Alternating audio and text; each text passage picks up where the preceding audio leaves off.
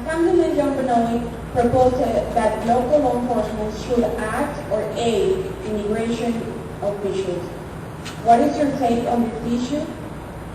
El asambleísta Jeandron ha propuesto o propuso que oficiales locales de la seguridad pública deberían actuar o ayudar a oficiales de inmigración. ¿Cuál es tu opinión en este tema? I don't think that's their responsibility. Their responsibility is to serve and protect the communities that they're in, not to help Border Patrol agents or immigration officers. But we, on the other end, we need to be comprehensive with immigration reform.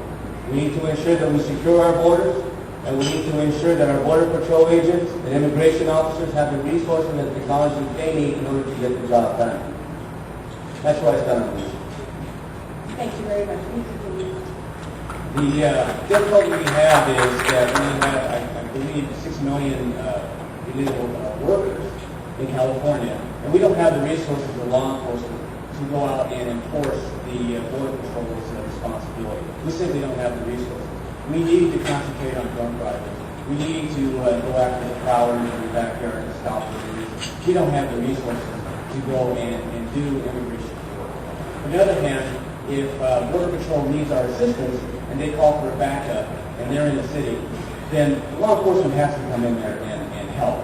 They can't be discouraged by sanctuary cities who say, under no circumstances do you support or help fellow law enforcement officers if they're in need of assistance.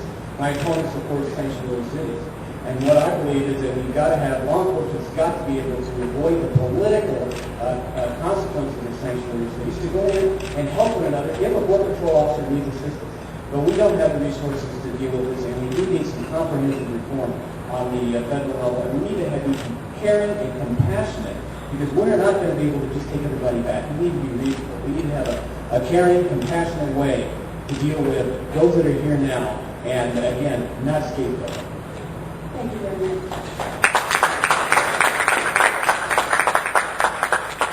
This question is for you. If you travel to some community in the Coachella Valley, it is unbelievable to find people, and most of them are farm workers living worse than in a third world country. Are you aware of this? If so, what are you going to do to improve their living conditions? Si usted viaja por algunas comunidades del este del Valle de Coachella, es increíble ver cómo personas, la mayoría de ellos son trabajadores del campo viviendo en el peor que en un país tercermundista. ¿Está usted enterado de esta situación y qué haría para mejorar sus condiciones de vida? It's very similar to slumlords in the city. We need to prosecute people who will do those kind of conditions, who will not put forward the water and the electricity and the basic needs, and taking advantage of people and the circumstances and situation they're in. I mean, we look at this, and if we are on the other side of the border and our families are starving, everyone in this room is going to make an effort to come to this country to try and help their families. And I understand that, and I have compassion for that. And once they get over here, we're going to have people take advantage of them. Those people who are slumlords need to be prosecuted for what they do and how they take advantage. Thank you very much. This issue is also very personal and dear to me. And I know the areas that you're referring to, whether it's Duros or La Chicanita, for example, or areas within our county areas, or areas within tribal lands. What we need to do is work with the county, with tribal governments, and bring in the federal government as well to provide regulation. We need to regulate these folks and at the same time prosecute them, as Gary had mentioned. But while we do so, we can't move people out and expect them to find a place to live on their own. We do need to find a place for them.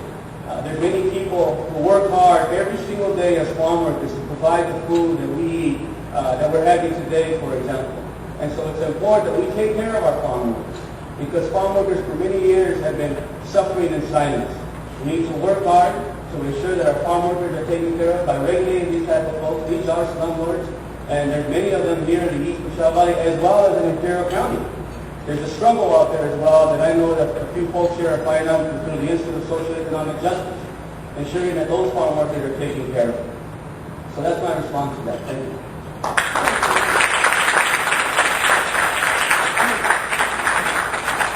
This is going to be my last question, and this is Commission for Ministry Parents. We have cities such as Desert Hot Springs where the level of crime is very concerning. What are you going to do to guarantee the public safety? Tenemos ciudades como la ciudad de Desert Hot Springs donde el nivel de crimen es bastante alto. ¿Qué se va a hacer o qué piensa usted hacer para garantizar la seguridad pública? This is a very tough issue. It's a tough one because, once again, it's very personal to me. When I first went on a higher education to the University of California, Riverside, my best friend, Alejandro Aguilar, was shot and killed in a drive-by shooting in the same streets in which we grew up in Costa Rica. That hurt many of us in that community. And to this day, it pains me, and I think about him on an ongoing basis, on a daily basis, and I wonder, why did that happen? Where were our police officers? Or where was the neighborhood watch program that perhaps should have existed? Or where were the youth violence prevention programs that perhaps should have existed?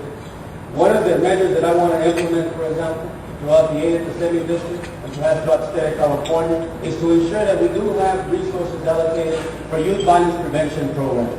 And to also ensure that neighborhood watch programs, those that perhaps want to develop in our community, that they have the resources, the technical assistance to ensure the public safety of our youth.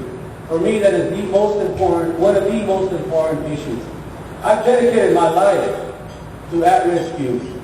I've dedicated my life to ensuring that all our kids and all our families have access to a great education, to a good job, to health care, and we do that by bringing about fairness and equality. And so there's much work that needs to be done there, especially here in the eastern Coachella Valley, especially in underrepresented communities, especially in areas like Blythe and Imperial County. And that's one of the measures that I wanted to commit to, one of the issues that I wanted to commit to. Thank you very much. To answer the question specifically about Desert Hospital, is that what you said? I would say it's One of the, well, let me give you an example of Desert Hot Springs, because you do bring up a good example. Desert Hot Springs has an enormous amount of parolees in their city. And I have been up talking with the police chief and the elected leaders there on what we can do about the parolees that are in their area. And there are some things that they're working on. They're being very creative about an ordinance about so many parolees per block, things of this nature, because it really is out of balance. But let me tell you, I know this issue. I have worked 34 years in law enforcement, and what I have done is really displace crime. I chase crime. And what I want to do as your assemblyman is have a program that actually prevents crime. And one of the things that I did as a police chief is I expanded the police activities. That now is the Western Coachella Valley PAL. And what that does is gets a positive role models in front of the at-risk youth. I have talked to gang members, and I know why they're involved in gangs. They're involved in gangs because they miss a family. They don't have a father in their life. They are looking to the gangs as a dysfunctional family. We need to expand these PAL programs, and we need to have prevention. On the other hand, we have to have a balance. It can't not just be education over incarceration. We have got to have a balance. We've got to have some jails, and we've got to lock people up who are not going to get better and are going to go out and hurt us. And then we do have to have an emphasis on education. Thank you very much. Now I'm going to give you 2 minutes each of you for your closing statement. Mr. Chief. You know, I come from humble beginnings as well. My mom was born into poverty on a wheat farm in New Mexico during the Depression. My father was born in the inner cities of New Orleans during the Depression in intense poverty. He went on to serve honorably during World War II. When he got out after the war, he became a minor league baseball player. He met my mom, and he started a family. What I remember about my parents is all day long, my dad would work in gas stations, and my mom would take care of us. And at night, my dad would come home, and my mom would then go out, and she'd work all night as a waitress, and my dad would take care of us at night. What I learned from them, and what I have as intense values, is the value of family. And I understand and value hard work, and personal responsibility, and education. My parents didn't have a high school education, but they stressed to me the importance of an education. And finally, let me just, again, compare some things. We are different on some issues, on gay marriage versus traditional marriage.